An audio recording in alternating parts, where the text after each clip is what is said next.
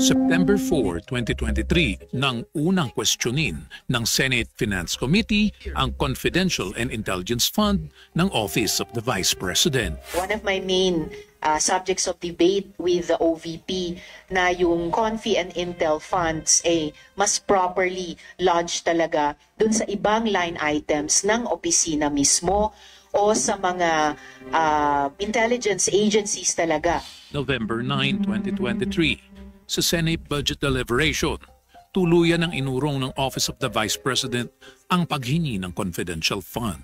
In receipt of a statement from the Vice President we discussed earlier, and according to her, they will no longer pursue the CIF or CM.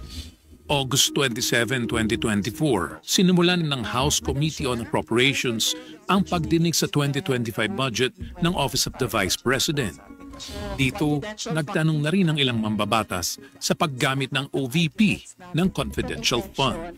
So according to the utilization of the confidential and intelligence fund submitted by the COA, total of 125 million conducted surveillance in 132 areas in 11 days. So 100% utilization. I will forgo the opportunity to defend the budget of the Office of the Vice President through a question and answer. And I will leave it to the House to decide on the budget submitted.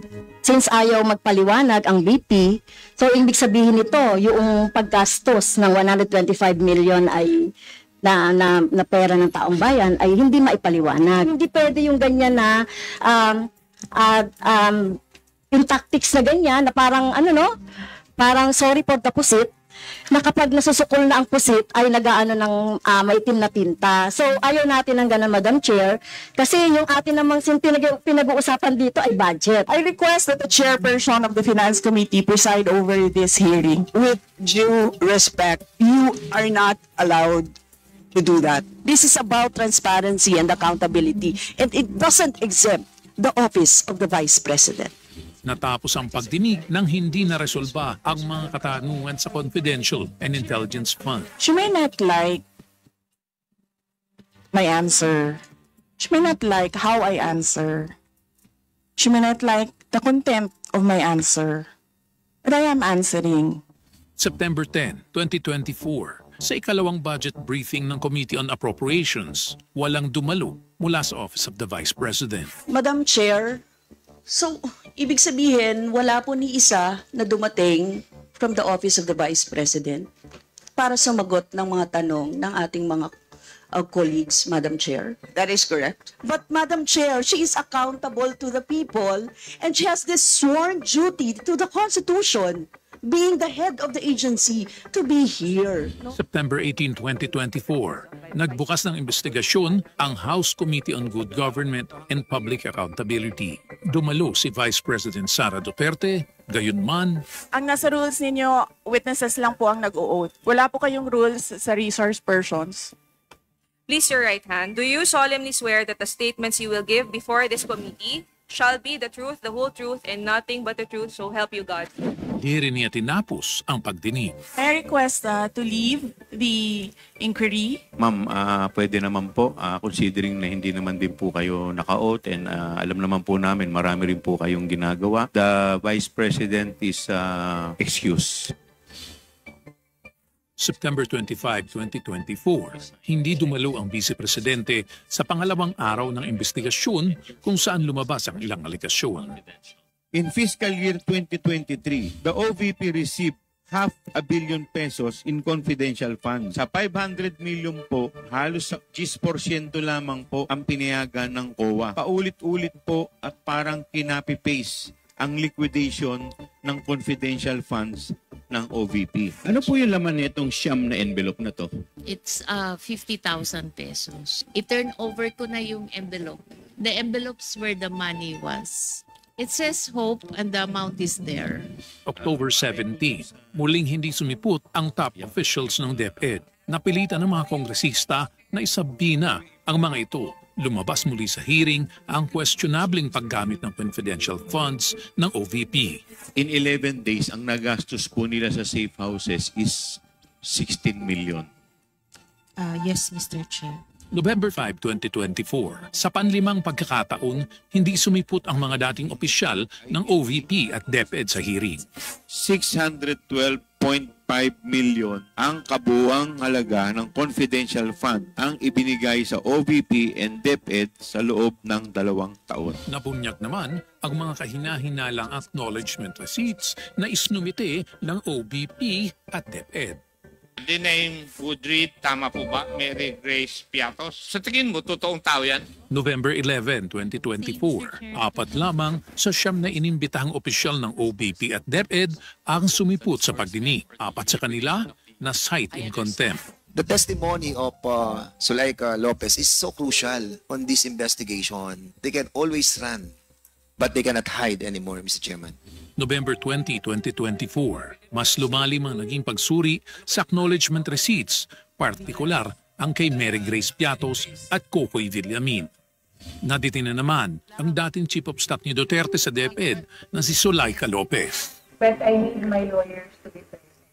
November 25, 2024, pinalawig pa ng 5 araw ang contempt order laban kay Lopez. I move, Mr. Chair, that the period of detention of Attorney Lopez be 10 days instead of 5 days. You need to reconsider that extension of your detention. It was illegal in the first place. Naglisa si Acosta tungkol sa proseso ng encashment at disbursement ng confidential funds ng OVP hanggang sa humiling na itong matingnan ng doktor dahil sa kanyang presyon. We excuse Gina Acosta para po ma-check po siya. I understand, Mas Mr. maigi Chair. sa clinic. Nagpaalam na rin si Duterte at nangakong dadalo sa susunod na pagdinig ng komite. Gina Acosta was rushed to the emergency rooms. May I ask permission to join her? Okay. I'll join you in the next hearing. Thank you.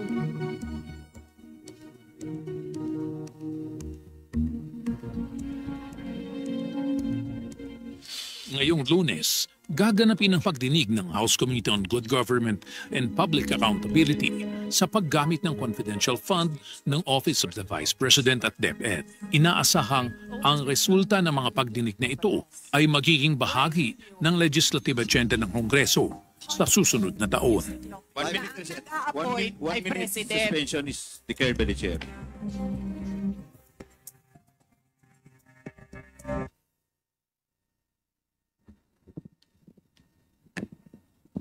Congressman Pau Ortega, you're recognized. Thank you, Mr. Chair. As we all can see, all of these acts happened under Sara Duterte's watch during her term as the Vice President of the Philippines. Siya po ang nag-certify na tama ang liquidation. Ibig sabihin, tama po lahat ang isinumite nilang documentation. As the second highest ranking official of the government, the Vice President enjoys a high level of public trust and confidence. She took an oath to preserve and defend the Constitution and to execute laws of the country. She is accountable to the people and has the duty to serve them with the utmost responsibility, integrity, loyalty, and efficiency. But rather than observe faithfully her oath, to defend the Constitution, she sought to undermine the foundational principles, transparency, and accountability. She failed to ensure that these confidential funds, which are people's money, were properly spent. Nagalit siya nang siya ay tinanong. Nagalit siya bakit daw siya prino-prosecute. Kitang-kita natin na may mali. Kitang-kita ng publiko na may mali. So bakit hindi tayo magtanong? Responsibilidad namin ito bilang representante ng taong bayan. Ang mali po ay tumahimik at magwalang kibo. Ang sabi nga po ni Albert Einstein, the world is a dangerous place not because those who do evil, but because of those who look on and do nothing. Nasusubaybayan po nating lahat kung paano nagamit ng incumbent Vice President ang mga loopholes ng batas upang makuha ang 612.5 million na confidential funds.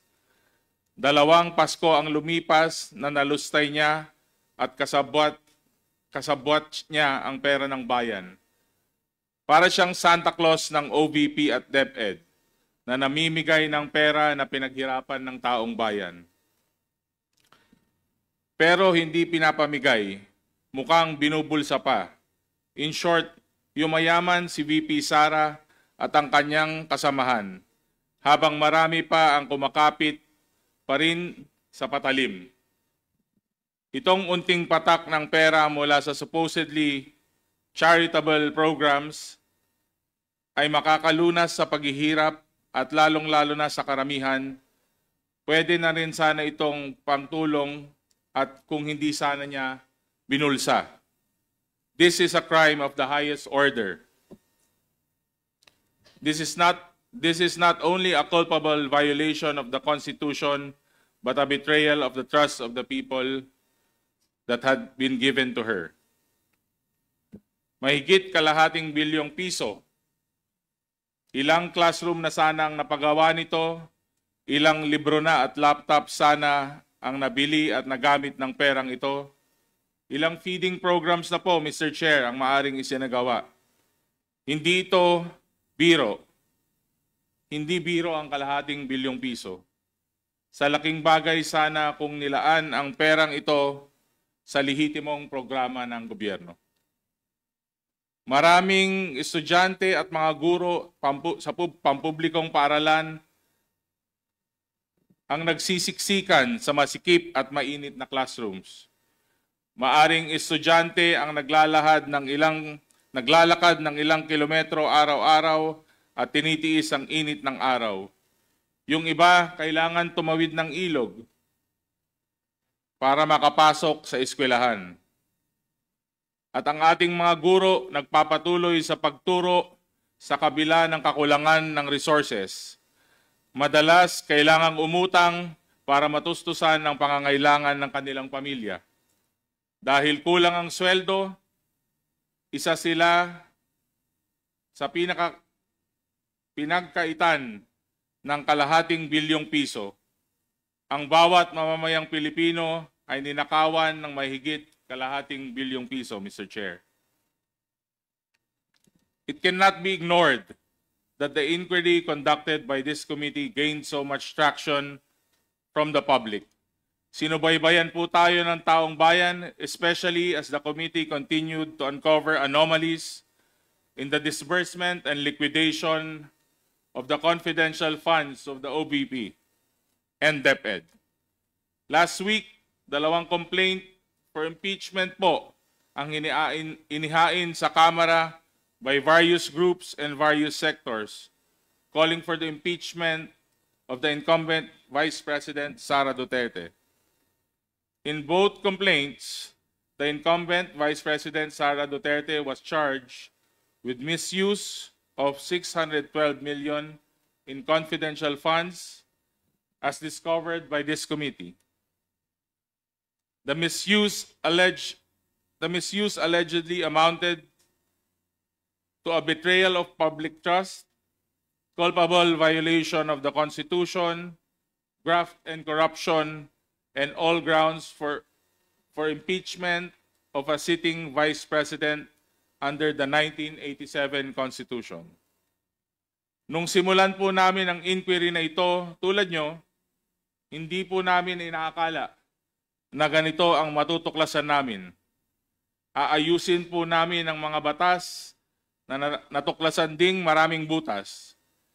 Kaya may nakakalusot. Habang tinatalakay po namin ang usaping ito, marami ang nasaktan. Marami ang nagsabi kami ay nanggigipit. Hindi po. Ginawa po namin ang aming trabaho. Mahirap? Oo, dahil this is about a very popular Vice President. There is the greater duty of ensuring public accountability and transparency. So let the chips fall where they may. Maraming salamat po, Mr. Chair.